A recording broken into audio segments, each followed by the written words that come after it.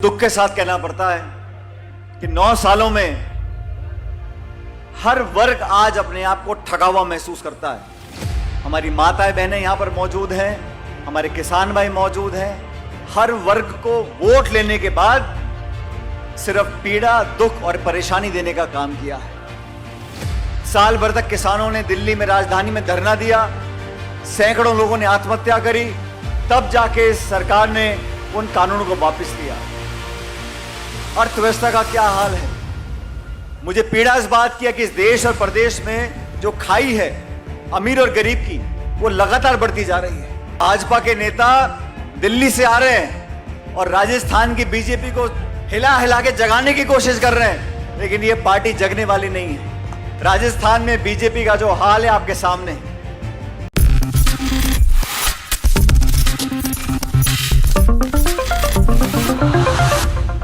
2024 के लोकसभा चुनाव को लेकर देश भर में इस वक्त सियासी माहौल देखने को मिल रहा है।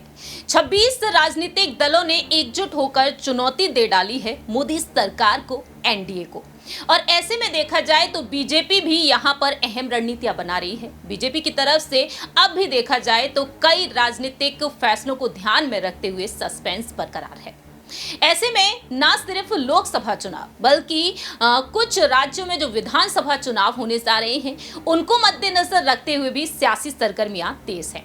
और इसी बीच राजस्थान भी चर्चा का विषय बना हुआ है। राजस्थान में साल के अंत में विधानसभा चुनाव होने जा रहे हैं। तकरीबन 3 महीने बाकी रह गए हैं इन चुनाव में, और इन चुनाव से पहले राजस्थान सरकार की तरफ से बार बार बीजेपी पर हमला साधा जा रहा है, और दूसरी ही तरफ देखा जाए तो वह जीत का दावा भी करते हुए नजर आ रहे हैं। कांग्रेस नेता सचिन पायलट ने एक बार फिर से मन से हुंकार भरी और देश के प्रधानमंत्री नरेंद्र मोदी को चुनौती दे डाली है। मोदी सरकार को उन्होंने एक बार फिर से चुनौती दी है। नमस्कार, मैं प्रांशी राठौर और आप देख रहे हैं नेक्स्ट 9 न्यूज।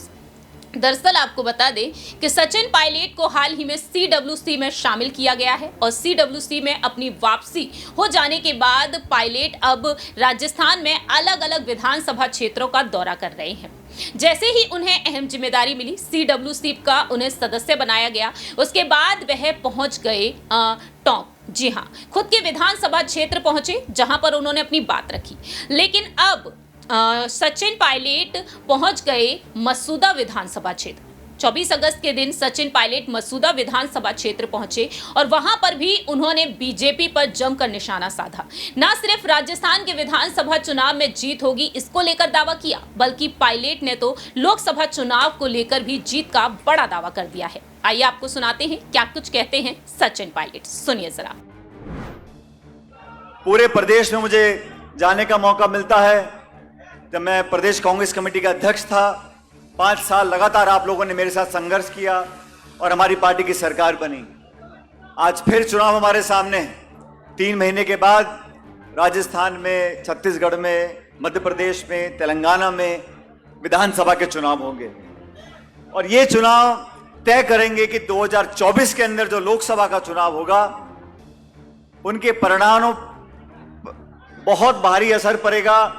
इन विधानसभा के चुनाव के जो नतीजे आएंगे, उसका लोकसभा पर बहुत प्रभाव पड़ता है। पिछले 9 साल से केंद्र में भाजपा की सरकार है। सरकार को जनता ने वोट दिया, पूर्ण बहुमत की सरकार बनी। बहुत सालों के बाद एक पूर्ण बहुमत की सरकार 2 बार बनी। एक विश्वास लोगों ने दिया था भाजपा को। मुझे दुख के साथ कहना पड़ता है कि 9 सालों में हर वर्ग आज अपने आप को ठगा हुआ महसूस करता है। हमारी माताएं बहनें यहां पर मौजूद हैं, हमारे किसान भाई मौजूद हैं। हर वर्ग को वोट लेने के बाद सिर्फ पीड़ा, दुख और परेशानी देने का काम किया है। किसानों के 3 काले कानून बनाए। साल भर तक किसानों ने दिल्ली में, राजधानी में धरना दिया, सैकड़ों लोगों ने आत्महत्या करी, तब जाके सरकार ने उन कानूनों को वापस लिया। अर्थव्यवस्था का क्या हाल है। मुझे पीड़ा इस बात की है कि इस देश और प्रदेश में जो खाई है अमीर और गरीब की, वो लगातार बढ़ती जा रही है। आज गरीब आदमी, गरीब किसान जो महीने में 10-20 हजार रुपए कमाता है, वो अपने 2 बच्चे पाल नहीं सकता। आज फल फूल, साग सब्जी, जो भी चीज बाजार में मिलती है, उसकी कीमतें आसमान छू रही हैं। गैस का सिलेंडर 1100-1200 रुपए का मिल रहा है, टमाटर तो 200 रुपए किलो हो गया था।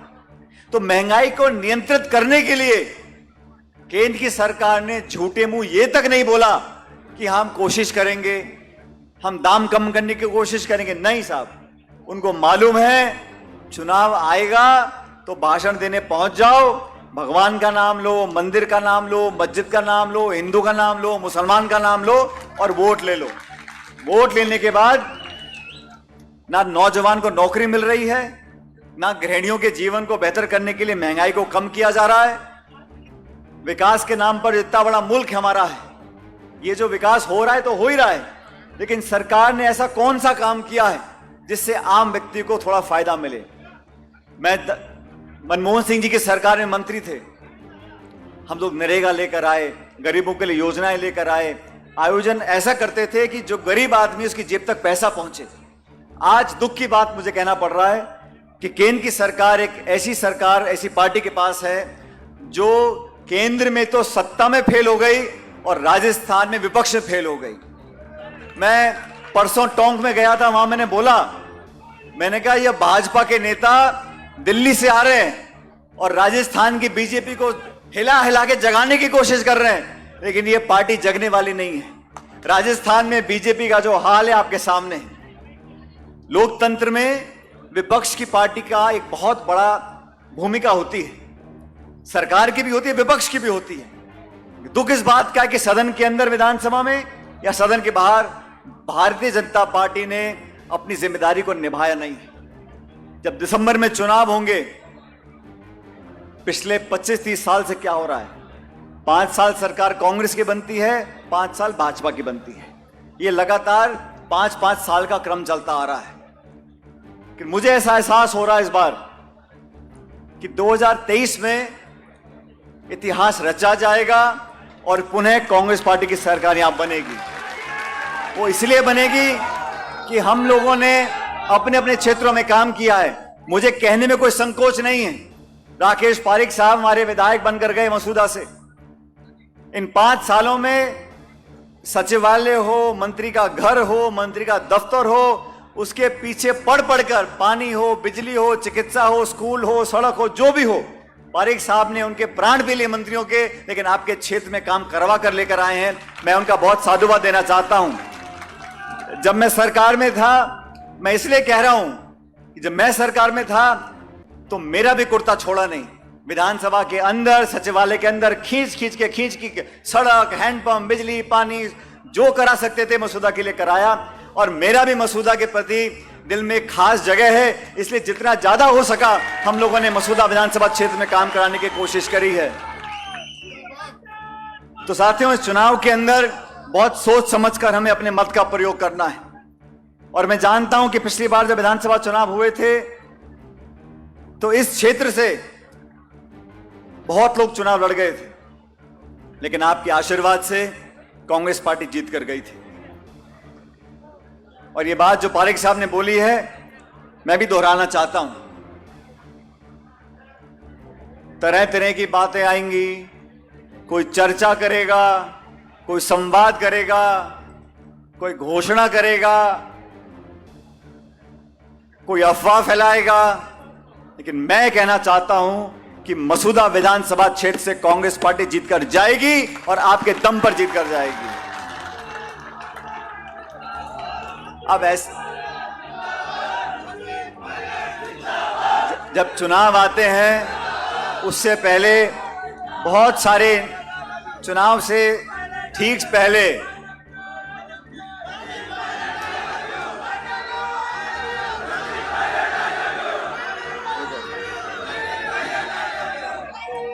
चुनाव से पहले बहुत से नेता, बहुत से दल, बहुत से वक्ता अलग अलग जिलों में जाएंगे।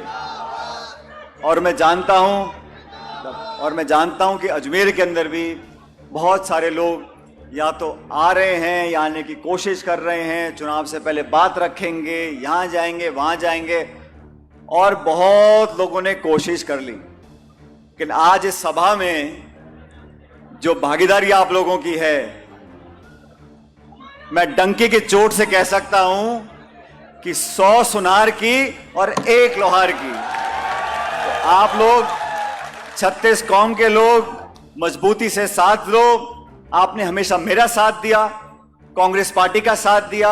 जब जब मैंने समर्थन मांगा है, आप लोगों ने भरपूर असीम आशीर्वाद हम लोगों को दिया है। आज भी हम लोग हर योजना, हर नीति, हर कार्यक्रम, हर बजट हमारा बनता है तो सबसे पहली चिंता हमारी होती है नौजवानों की मदद कैसे हो सकती है, किसान भाइयों की मदद कैसे हम लोग कर सकते हैं।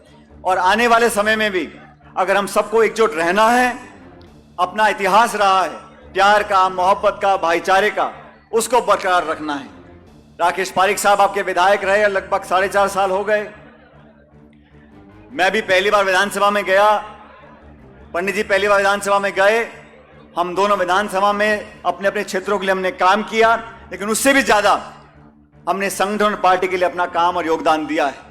मैं उम्मीद रखता हूं कि मसूदा विधानसभा क्षेत्र के मतदाताओं से अपील करना चाहता हूं कि पहले की तरह मजबूती से आप लोग एकजुट रहो और कांग्रेस पार्टी को भारी बहुमत देकर यहां से जिताना। और ये बात मैं पहले कहकर जा रहा हूं, अब तो चुनाव का समय आएगा, बहुत सी बातें होंगी, लेकिन मेरा मन ये कहता है कि जिस ईमानदारी से यहां पर काम हुए हैं, सब लोगों को साथ लेकर यहां पर एक आत्मीयता से इंसान का आचरण होता है, उसका व्यवहार होता है, उसकी विनम्रता होती है, उसकी शैली होती है। और मुझे कहने में कोई संकोच नहीं है कि राकेश पारिक साहब ने हमेशा एक विनम्र व्यक्ति के रूप में, जनसेवक के रूप में आपका काम किया है। इसलिए आज एक किसान सम्मेलन के माध्यम से ये संदेश पूरे क्षेत्र में जाना चाहिए कि सब लोग जाति धर्म से ऊपर उठकर कांग्रेस पार्टी के साथ थे, कांग्रेस पार्टी के साथ हैं और कांग्रेस पार्टी के साथ रहेंगे। जहां तक मुझसे पहले वक्ता वेद सोलंकी जी बोल रहे थे, राजेंद्र चौधरी साहब बोल रहे थे, जोधपुर से आते हैं, बहुत सारी बातें बोली, लेकिन मैंने भी अपनी बात जब मुझे रखनी होती है, मैं संकोच नहीं करता हूं, मैं बेबाकी से अपनी बात को रखता हूं। मुझे लगता है जो प्रदेश के हित में है, नौजवानों के हित में है, संगठन के हित में है, पार्टी के हित में, सरकार के हित में, उन बातों को मैं रखता हूं ताकि जनता की आवाज हम दिल्ली जयपुर तक पहुंचा सकें। आप सब लोगों से मैं उम्मीद रखता हूं कि आपसी हमारा भाईचारा और प्रेम है, इसको बना के रखें। हमारे विरोधी दल के लोग हो सकता है ऐसी बातों को फैलाएं जिसमें आपस में टकराव हो या आपस में असहमति फैले, लेकिन आप समझदार लोग हो। आज जो विकास के काम हुए उसके लिए मैं पारिक साहब आपको बहुत बहुत बधाई देता हूं। सैकड़ों करोड़ रुपए के यहां पर काम हुए, जनता को उसका लाभ मिलेगा।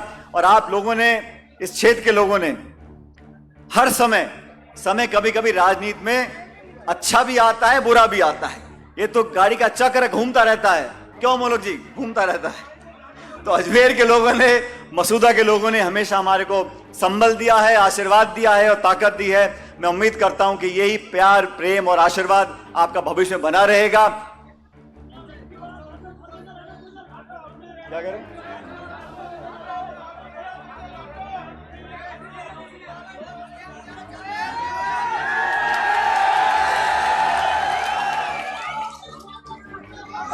मैं 2 बातें कहना चाहता हूं। जीवन में जो रात गई सो बात गई, जो समय निकल गया वो वापस आने वाला नहीं है, लेकिन भविष्य में क्या होगा ये कोई जानता नहीं है। इसलिए मजबूती से, ताकत से एकजुट पर हम साथ रहें और आने वाला समय आप लोगों का होगा, पार्टी का होगा, नौजवानों का होगा, किसानों का होगा। और आप लोगों को एक बार सुनो, मैं आप लोगों से कहना चाहता हूं, दोनों हाथ